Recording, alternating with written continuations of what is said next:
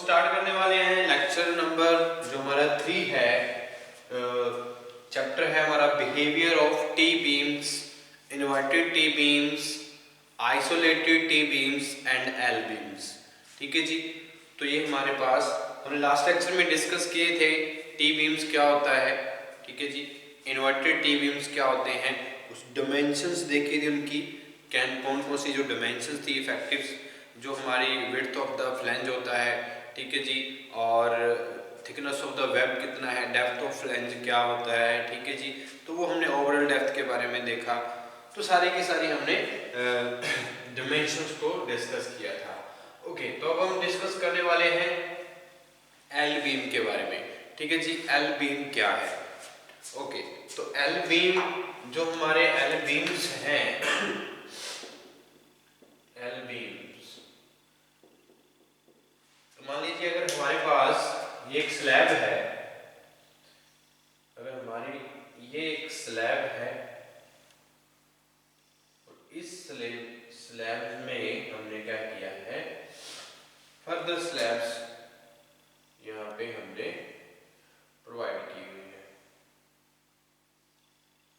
हमने further slabs provide की।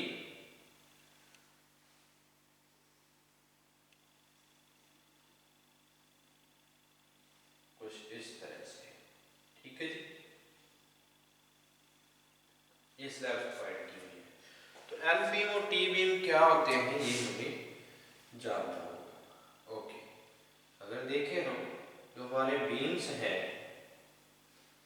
L और टी बीम्स,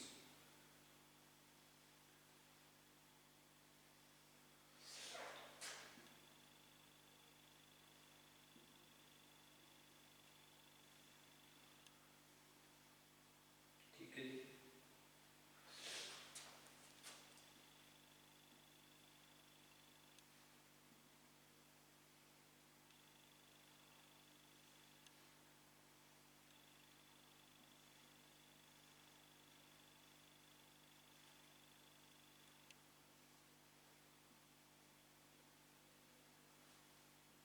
ओके,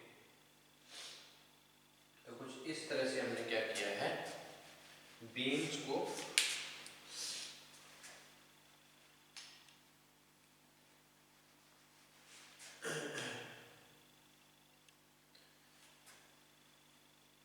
ये हमारे क्या है, बीम्स है। ठीक है जी। तो ये बीम है, हमने क्या किया, इसको क्रॉस सेक्शन ड्रॉ किया, ये स्लैब है। ठीक है जी। तो इसमें एल बीम की बात करें, टी बीम की बात करें, तो टी बीम क्या है, ये हमारे क्या है, अगर ये विड्थ ऑफ फ्लैंज की बात करें, ये हमारा क्या है, टी बीम की शेप बन रही है यहाँ पे। ओके, तो ये हमारा क्या है, विड्थ ऑफ द फ्लैंज। ठीक है जी। Width of the flange BF से हम डिनोट करते हैं। और ये हमारा क्या होता है, depth of flange DF. Okay, तो ये वेब होती है हमारी वेब BW। तो हम ऑलरेडी डिस्कस कर चुके हैं जो पहले वाले लेक्चर्स में।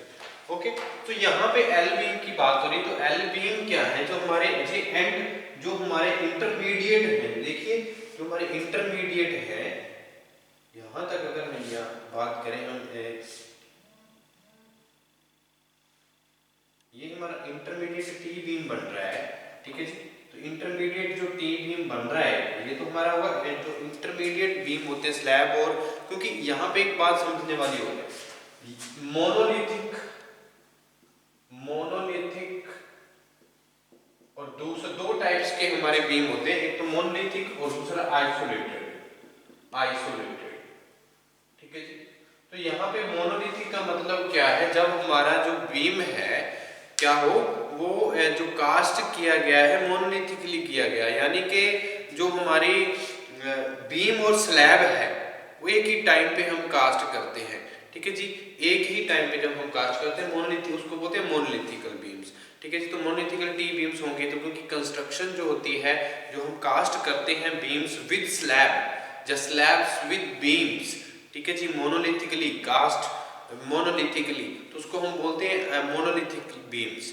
ठीक है। जैसे आइसोलेटेड की बात करें, तो जब हम बीम्स और जो स्लैब है उनको क्या करो, सेपरेट फॉर्म में अगर हम बात करें, तो सेपरेट फॉर्म में हमारी क्या होती है, जब स्पेस प्रोवाइड कर देते हैं। ठीक है जी। यानी कि जो हमारा फ्लोर है और सीलिंग है उसके बीच में अगर हम क्लियर स्पेसिंग देना चाहते हैं तो उसके लिए और आर्किटेक्चरल व्यू के लिए हम कई बार क्या करते हैं, इन्वर्टेड टी बीम जैसे यूज कर लेते हैं। ओके, तो जब हम बात करते हैं जो सेपरेटेड की, तो बीम्स और स्लैब्स को जब सेपरेटेड कास्ट किया जाता है तो उसको हम बोलते हैं आइसोलेटेड। ठीक है जी, तो ये बात ध्यान रखनी है यहाँ पे।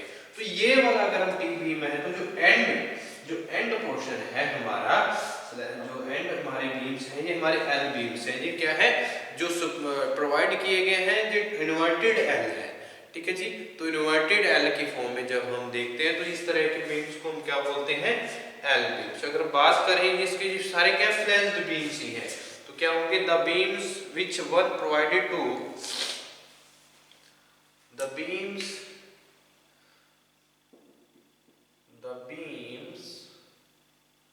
which provided to increase the stiffness। वैसे स्टिफनेस को इंक्रीज करने के लिए ही टी बीम और एल बीम को हम क्या करते हैं, डिजाइन किया हुआ है। तो स्टिफनेस को इंक्रीज करने का काम है इनका। ठीक है जी, तो which one provided to increase the stiffness increases the stiffness of the slab। ठीक है जी, increases the stiffness of the slab। the intermediate beams, जो intermediate beams हैं इनको हम क्या बोलते हैं, T beams। the intermediate beams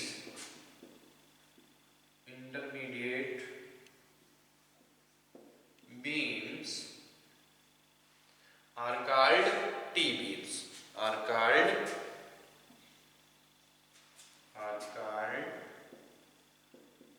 T beams, and whereas the end beams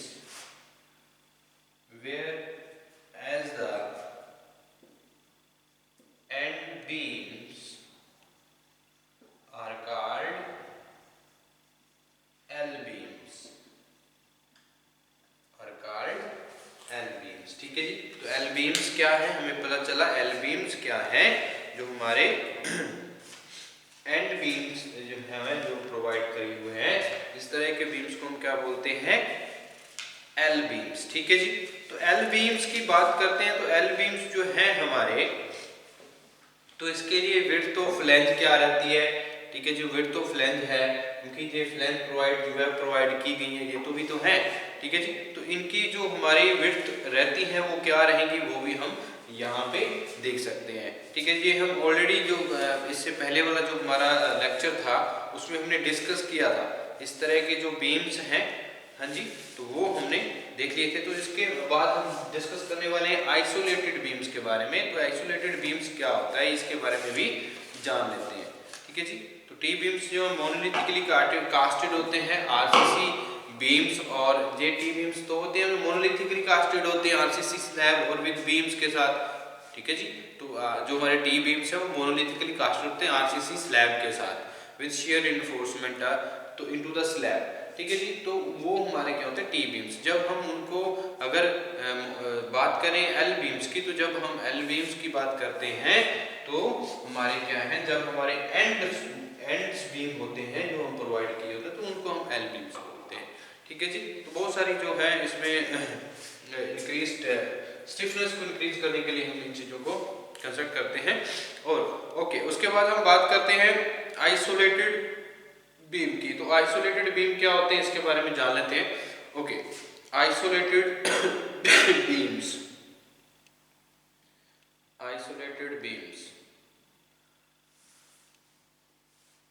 L beams हमारे जो हैं, L beams which have slabs on one sides only. ठीक है जी, तो एल बीम्स की जो स्लैब्स होती हैं वो एक साइड पे है। देखो जी, जो स्लैब्स रहेंगी इनकी एक साइड पे रहेगी। ठीक है जी, इधर भी और इधर भी। और अगर हम बात करें आइसोलेटेड टी बीम्स की, तो आइसोलेटेड टी बीम्स क्या होते हैं इसके बारे में जान लेते हैं। तो आइसोलेटेड का मैंने मतलब सबसे पहले लेक्चर स्टार्ट होने से पहले आपको बताया। आइसोलेटेड टी बीम्स जो होते हैं वो बात करें तो हमारे पास जो आइसोलेटेड टर्म है वो क्या, जब हम जो बीम है वो क्या हो आरसीसी स्लैब से क्या हो सेपरेट कास्ट किए गए हों, तो उस तरह के बीम्स को हम क्या बोलते हैं, आइसोलेटेड बीम्स। तो अब देखने वाले हम आइसोलेटेड क्या होता है, isolated beams.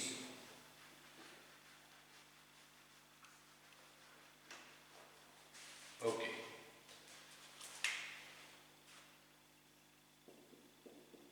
Isolated T beams, isolated T-beams. Okay. So an isolated T-beams in such type of a beam in which flange of T-beam not connecting with the slab. तो flange of beam जब क्या ना हो, connect ना हो, यानी कि जो स्लैब है और जो बीम है फ्लैंज बीम जो मैंने बीम प्रोवाइड किया उसकी फ्लैंज है और स्लैब है वो एक दूसरे के साथ क्या नहीं है, मोनोलिथिकल नहीं है, आइसोलेटेड है, ठीक है जी, अलग है, ठीक है जी। उस तरह के बीम्स को हम बोलते हैं आइसोलेटेड टी बीम्स। हम बात करेंगे क्या है an isolated T beams, an isolated T beams which isolated T beams is such type of beams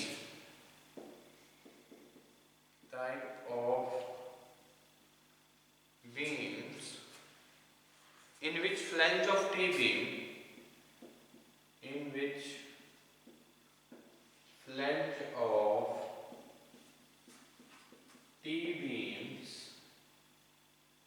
not connected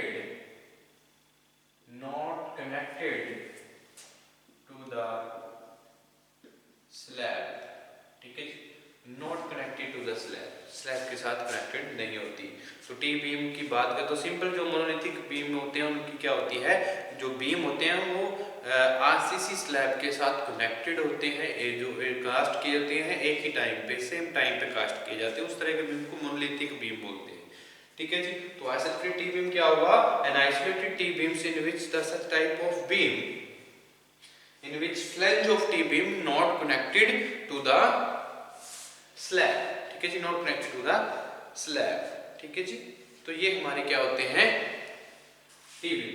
तो ये क्या है, कास्ट नहीं की जाते सेम टाइम पे, didn't cast at same time, didn't cast at same time, ठीक है जी, didn't cast at same time,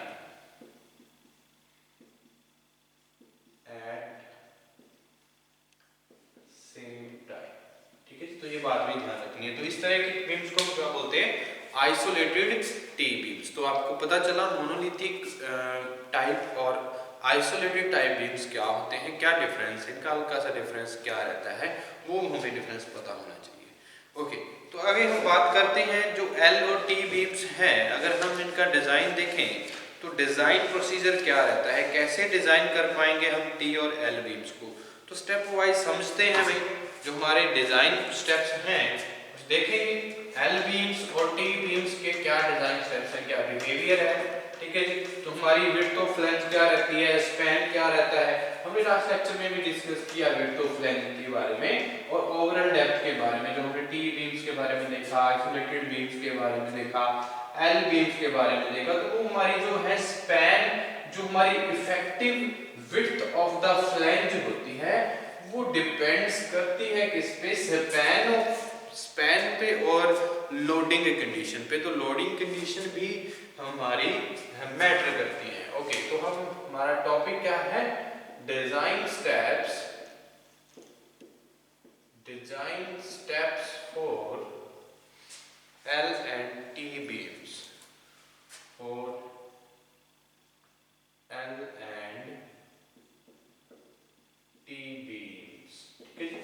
L and T beams के लिए हमारे डिजाइन स्टेप्स क्या रहेंगे जानते हैं। तो डिजाइन कंसीडरेशंस क्या है वो देखते हैं, ठीक है जी। ओके, तो इसके बाद हम बात करते हैं। ओके, तो effective width of the flange, सबसे पहले स्टेप 1 की ओर बढ़ते हैं हम। Size of T beam, size क्या रहेगा? Step number 1, size of T beam. तो डिजाइन देखें टी बीम के लिए, तो साइज क्या रहते हैं? इफेक्टिव डेप्थ और हमारी जो विड्थ ऑफ वेब क्या रहेगी वो देखिए। और assume dimensions of T beam as under, तो टी बीम के हम ऑलरेडी जो लास्ट लेक्चर में डिस्कस कर चुके हैं, ठीक है जी। तो क्या है इफेक्टिव डेप्थ? इफेक्टिव डेप्थ हम डिनोट करते हैं स्मॉल डी से, वो रहेगी हमारे पास टी के केस में, हमें अज्यूम करनी है डायमेंशन सारी। Span by 12 to span by 15, यानी कि 1/12 टू 1/15 ऑफ स्पैन हमारी क्या रहेगी? इफेक्टिव डेप्थ रहती है टी बीम के केस में। और विड्थ ऑफ वेब की बात करते हैं, width of web. Okay, width of web को हम डिनोट करते हैं BW से। तो कितनी रहेगी, क्या डायमेंशंस है हमारे पास? 150 टू 400, यानी कि D/2 टू T/3। ये आपको क्या मतलब? 1/2 to 1/3 of effective depth of the beam of T beam, ठीक है जी। तो ये हमारी रहेगी लगभग जो हमारी यहाँ पे आती है, अगर हम बात करें तो 150 mm to 400 mm, 150 mm to 400 mm तक हमारी क्या रहती है? विड्थ ऑफ रिब या विड्थ ऑफ वेब रहती है टी बीम के लिए। तो ये हमारा क्या है? स्टेप 1। स्टेप 2 की ओर बढ़ते हैं। अगर हम बात करें effective width of the flange, तो इफेक्टिव विड्थ ऑफ फ्लैंज हमारी कितनी रखनी है हमने? ये तो हुई बात हमारी इफेक्टिव डेप्थ की और विड्थ ऑफ वेब की। तो अब बात करते हैं हम effective width of the flange. तो step number 2, effective width of flange. तो width, effective width of flange हमारी डिपेंड्स करती है भाई, हम लास्ट लेक्चर में भी इसके बारे में डिस्कस कर चुके हैं। जिस स्पैन पे डिपेंड करती है और लोडिंग कंडीशन पे डिपेंड करती है। एल बीम के लिए अलग रहती है, टी बीम के लिए अलग रहती है, ठीक है जी। तो इफेक्टिव जो हमारी विड्थ ऑफ द फ्लैंज है, वो पोर्शन क्या होता है जो एक्ट करता है monolithically with the beam and resist करता है कंप्रेसिव फोर्सेस को, ठीक है, जो कंप्रेसिव स्ट्रेसेस को रेजिस्ट करने में हेल्प करता है। और मोनोलिथिकली जो हमारी कास्ट की जाती हैं, जो हमारा बीम है, फ्लैंज है, विद द आरसीसी स्लैब, ठीक है जी। तो उस तरह की हम उसको बोलते हैं effective width of the flange. तो ये हमारी जो effective width of the flange है, तो टी और एल बीम के लिए कितनी रहती है, ये बात हम यहाँ पे देख लेते हैं। तो जो इसमें से कम होगा, जो हम अगर हम बात करें 4 टी बीम, ये ऑलरेडी हम डिस्कस कर चुके हैं टी बीम और एल बीम के लिए। अगर effective depth, effective width of the, यानी कि डीएफ, इफेक्टिव विड्थ, तो डीएफ की वैल्यू जो रहेगी, दो मैं टर्म यहाँ पे लिखूंगा, उनमें से जो कम वाली वैल्यू होगी वो हमारी क्या होगी? Effective width of the flange होगी, ठीक है जी। तो बात करते हैं L not by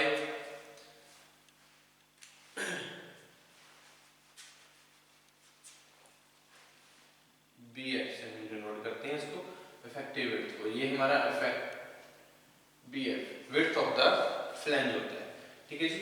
L not by 6 plus 6 depth of flange plus width of web, ठीक है जी। और दूसरी हमारे पास कंडीशन क्या है? Width of flange is equal to width of web plus 1/2 of sum of clear distances to the adjacent beams, sum of clear distances to distances to the adjacent beams, adjacent beams on either side, on either sides। ठीक है जी, तो ये हमारी क्या होगी, अगर इन दोनों में से जो वैल्यू क्या होगी, लीस्ट होगी, ठीक है, विच एवर इज लेस, ठीक है जी, तो जो कम वैल्यू होगी वो हमारा क्या होगा, टी बीम के लिए विड्थ ऑफ फ्लैंज होगा। अगर हम बात करें एल बीम के लिए, तो for L beam, for L beams, तो एल बीम्स के लिए अगर हम कंडीशंस की बात करें तो क्या रहेंगी, L not width of flange equal to रहेगी L not divided by 12 plus width of web plus 3 times of depth of flange। एक तो कंडीशन हमारी ये है width of flange के लिए, अगर ये हमारी क्या है, और दूसरा है ये हम बात कर रहे हैं एल बीम्स के लिए। ओके, तो L1/2 plus width of web, ठीक है जी, तो ये हमारी क्या होगी, विच एवर इज लेस, जो वैल्यू कम होगी वो हमारी क्या होगी, विड्थ ऑफ फ्लैंज होगी फॉर एल बीम्स। तो ये बात हमने यहाँ पे ध्यान रखनी है। और अगर बात करते हैं, हम ये ऑलरेडी डिस्कस कर चुके हैं, effective length of the beam हम लास्ट लेक्चर में डिस्कस कर चुके हैं, ठीक है जी, तो ये हमने एल बीम आइसोलेटेड बीम के लिए भी हम देख चुके हैं, ठीक है जी। तो यहाँ पे स्टेप है हमारे पास, तो हम यहाँ पे कॉमन स्टेप्स जो हैं वो हम डिस्कस कर रहे हैं। ओके, तो स्टेप नंबर 3 की ओर बढ़ते हैं। तो स्टेप नंबर 3 में हम कैलकुलेट करेंगे इफेक्टिव स्पैन को। तो इफेक्टिव स्पैन कितनी रखते हैं हम, डिजाइन कंसिडरेशन क्या स्टेप रहता है, क्या प्रोसीजर स्टेप है हमारा इफेक्टिव स्पैन के लिए, वो देख लेते हैं। Effective span, step number 3। Okay, step number 3 में बताते हैं हम effective span.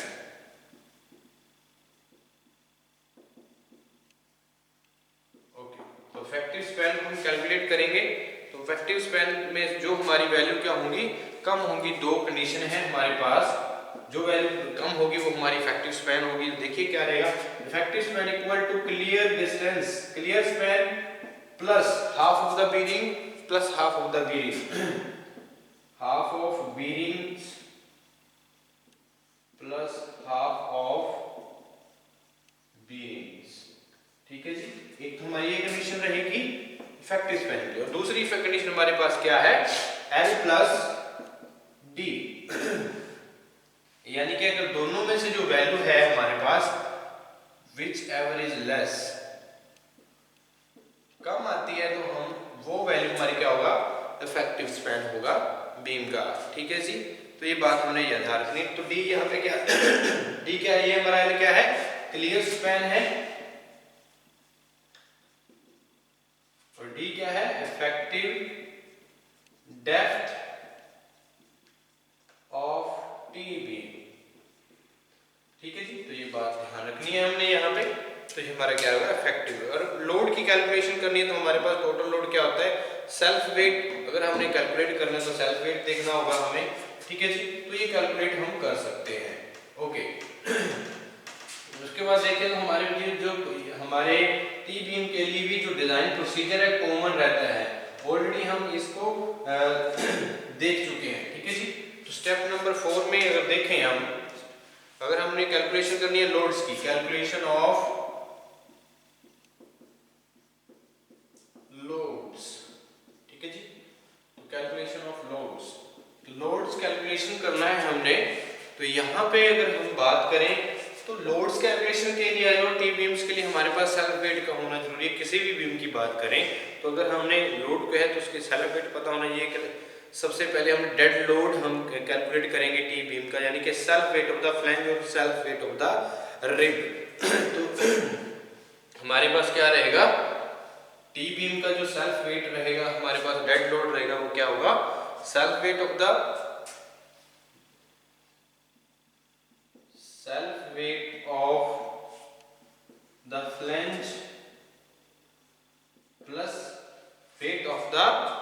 Self weight of the rib, self weight of rib, तो ये हमारा क्या होगा, डेड लोड होगा, डेड लोड काउंट कर पाएंगे इस तरह से जो टी बीम का होगा। तो टोटल लोड अगर हमने फाइंड आउट करना है तो टोटल लोड हम फाइंड आउट कैसे कर पाएंगे, डेड लोड प्लस सुपरइम्पोज जो हमारे पास लोड दिया होगा, लाइव लोड दिया होगा जो फैक्टर्ड, तो उसको हम क्या करेंगे, ऐड करेंगे, dead load plus live load, हमारे पास क्या आएगा, टोटल लोड आ जाएगा। ठीक है जी। तो यहाँ पे अगर हम बात करें फैक्टर्ड डिजाइन लोड पर मीटर लेंथ, यहाँ पे हम फाइंड आउट कर सकते हैं, फाइंड फैक्टर्ड